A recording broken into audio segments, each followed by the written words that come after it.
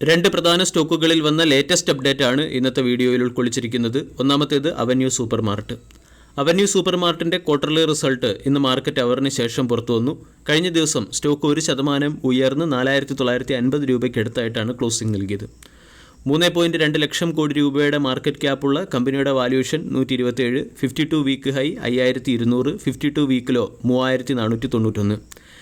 Avenue Super Mart 52 week ഹൈയിലേക്ക് എത്തിയെങ്കിലും 52 week ഹൈയിൽ നിന്നും സ്റ്റോക്കിലൊരു പ്രൈസ് റിജക്ഷൻ വന്നതുകൊണ്ടാണ് സ്റ്റോക്ക് 4950 ട്രേഡ് ചെയ്യുന്നത്. അവന്യൂ സൂപ്പർ മാർട്ടിൻ്റെ ക്വാർട്ടർലി റിസൾട്ടിൽ ഒരു ഫ്ലാറ്റ് പെർഫോമൻസ് ആണ് കമ്പനി കാഴ്ചവെച്ചത്. അതേസമയം പ്രോഫിറ്റും റവന്യൂവും ഇയർ ഓൺ ഇയറിൽ ഉയർന്നെങ്കിലും in terms of profit company market എസ്റ്റിമേഷനെ മിസ് ചെയ്യുകയും ചെയ്തു. അവന്യൂ സൂപ്പർ മാർട്ടിൻ്റെ പ്രോഫിറ്റ് ഇയർ ഓൺ ഇയറിൽ 17.5% ഉയരുകയും റവന്യൂ 18.6% ഉയരുകയും ചെയ്തു. മാർക്കറ്റ് അവന്യൂ സൂപ്പർ മാർട്ടിൽ നിന്നും 13,957 കോടി രൂപയുടെ റവന്യൂവും 848 കോടി രൂപയുടെ പ്രോഫിറ്റുമാണ് പ്രതീക്ഷിച്ചത്. 13,957 കോടി രൂപയുടെ റവന്യൂ പ്രതീക്ഷിച്ചെടുത്ത് റവന്യൂ 14,069 കോടിയായി ഉയർന്നു. അതേസമയം 848 കോടി രൂപയുടെ പ്രോഫിറ്റ് പ്രതീക്ഷിച്ചെടുത്ത് 774 കോടി രൂപയുടെ പ്രോഫിറ്റ് മാത്രമേ കമ്പനിക്ക് റെക്കോർഡ് ചെയ്യാൻ സാധിച്ചുള്ളൂ. കഴിഞ്ഞ വർഷത്തെ ജൂൺ ക്വാർട്ടറുമായി താരതമ്യപ്പെടുത്തുമ്പോൾ 659 കോടിയിൽ നിന്നും 774 കോടിയിലേക്ക് കമ്പനിയുടെ പ്രോഫിറ്റ് ഉയരുകയും ചെയ്തു. ഇനി സമ്മറി നമ്മൾ പരിശോധിച്ചാൽ എബിറ്റ 18% വർദ്ധിച്ചിട്ടുണ്ട്. 1035 കോടിയിൽ നിന്നും 1221 കോടിയിലേക്ക് ഉയർന്നു. പക്ഷേ in terms of EBITA market estimation miss ചെയ്തു. 1249 കോടിയുടെ എബിറ്റയാണ് കമ്പനിയിൽ നിന്നും പ്രതീക്ഷിച്ചത്.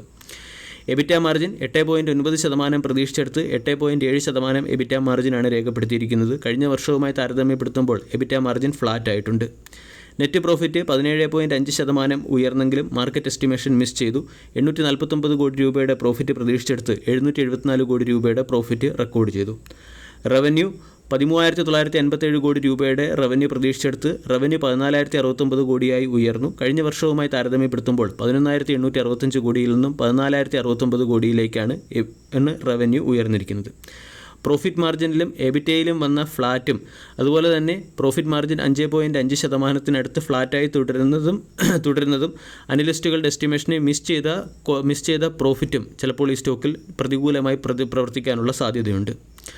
കമ്പനിയുടെ ഏണിംഗ് പെർ ഷെയർ 10 രൂപ 14 പൈസയിൽ നിന്നും 11 രൂപ 89 പൈസയിലേക്ക് ഉയർന്നിട്ടുണ്ട്. അവന്യൂ സൂപ്പർ മാർട്ട് എന്ന കമ്പനി ഈ ക്വാർട്ടറിൽ പുതിയ 6 സ്റ്റോറുകൾ ഓപ്പൺ ചെയ്ത് ടോട്ടൽ സ്റ്റോറുകളുടെ എണ്ണം 371 ഉയർത്തുകയും ചെയ്തു. അവന്യൂ സൂപ്പർ മാർട്ടിൻ്റെ കഴിഞ്ഞ കുറച്ച് ക്വാർട്ടറിലെ റിസൾട്ട് നമ്മൾ അനാലിസിസ് ചെയ്യുകയാണെങ്കിൽ general merchandise and apparel segment underperform ചെയ്യുകയായിരുന്നു. അത് ഇപ്രാവശ്യം അല്ലെങ്കിൽ ജനറൽ മർച്ചൻഡൈസ് ആൻഡ് അപ്പാരൽ സെഗ്മെൻറ്റിൽ കമ്പനി ഇംപ്രൂവ്മെൻറ്റ് നടത്തിയിട്ടുണ്ട്.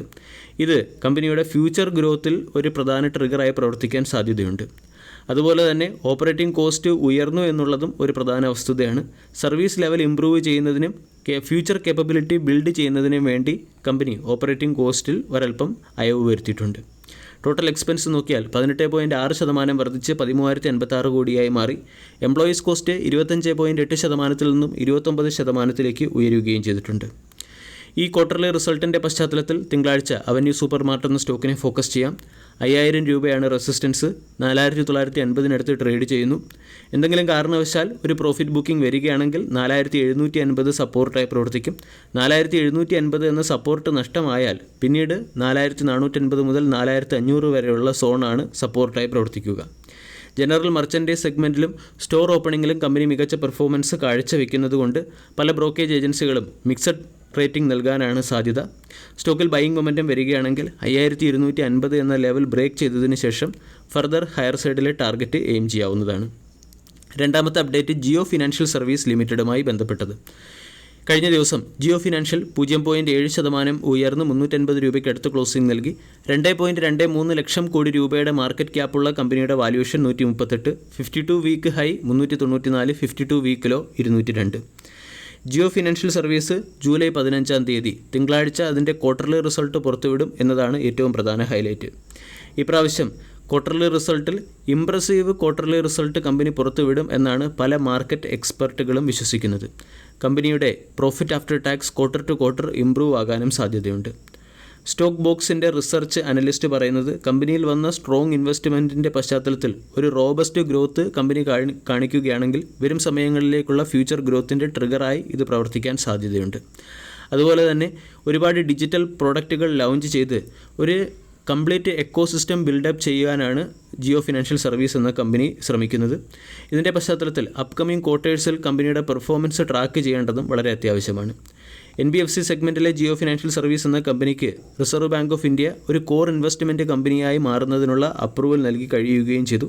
ഇതും സ്റ്റോക്കിൽ ഒരു പോസിറ്റീവ് മൂവ്മെൻറ്റ് സൃഷ്ടിച്ചേക്കാം. ജിയോ ഫിനാൻഷ്യൽ സർവീസ് എന്ന സ്റ്റോക്കിൽ 360 എന്ന ലെവലിന് മുകളിൽ ബ്രേക്കൗട്ട് വരികയാണെങ്കിൽ സ്റ്റോക്കിൽ ട്രേഡിംഗ് ഓപ്പർച്യൂണിറ്റി നമ്മൾക്ക് പരിഗണിക്കാം. സ്റ്റോക്ക് ഇപ്പോൾ ഡൗൺവേർഡ് ട്രെൻഡിലാണ്. ഇവിടെ നിന്നും 360 എന്ന ലെവൽ ബ്രേക്ക് ചെയ്താൽ സ്റ്റോക്കിൽ ഒരു ട്രെൻഡ് റിവേഴ്സൽ വന്നതായിട്ട് അനുമാനിക്കാം. സ്റ്റോക്ക് അവിടെ നിന്നും 390, 400 തുടങ്ങിയ ലെവലുകളിലേക്ക് ഉയരാൻ സാധ്യതയുണ്ട്. 340 രൂപയുടെ സ്റ്റോപ്പ് ലോസ് ആണ് മെയിൻറ്റെയിൻ ചെയ്യേണ്ടത്. അതേസമയം സ്റ്റോക്ക് 300 രൂപയുടെ ആൾറെഡി ജിയോ ഫിനാൻഷ്യൽ സർവീസ് എന്ന സ്റ്റോക്കിൽ പൊസിഷൻ എടുത്തവർക്ക് 305 രൂപയുടെയോ 300 രൂപയുടെയോ സ്റ്റോപ്പ് ലോസ് മെയിൻറ്റെയിൻ ചെയ്യാവുന്നതാണ്. സ്റ്റോക്കിനെ സപ്പോർട്ട് പ്രൈസിൽ വാങ്ങാൻ ആഗ്രഹിക്കുന്നവർ 330, 300 തുടങ്ങിയ ലെവലുകളിൽ സ്റ്റോക്കിൽ പൊസിഷൻ എടുക്കാം. വീഡിയോ എല്ലാവർക്കും ഇഷ്ടമായി എന്ന് വിശ്വസിക്കുന്നു. താങ്ക്